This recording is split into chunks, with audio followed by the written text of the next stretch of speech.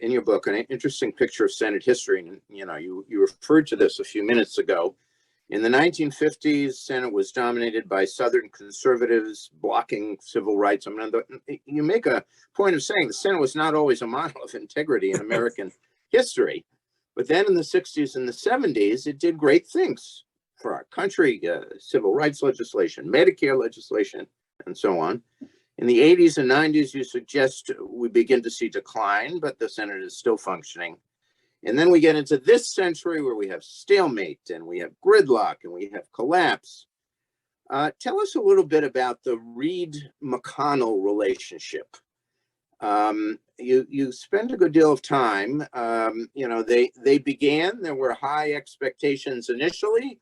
There were even maybe some promising sparks of what might happen, but it didn't really evolve in the way that we had hoped. How did Reid and McConnell relate to each other, and how did they think about their responsibility to the country?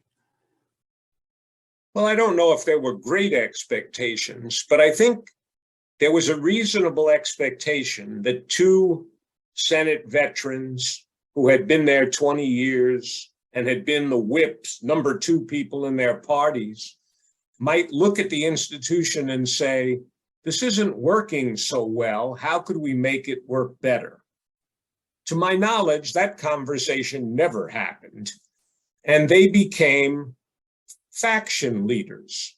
They were the leader of the Democrats, they were the leader of the Republicans, but they weren't Senate leaders in the sense of working together to try to make the institution better and to try to get bipartisan results.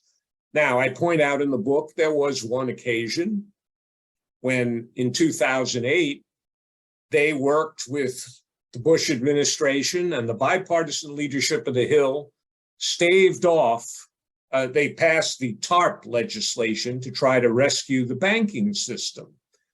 And I think that's the way the system was supposed to work.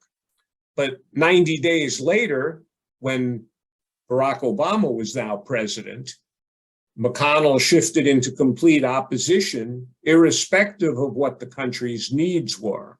So they were party leaders, and they failed to be Senate leaders in the traditional sense.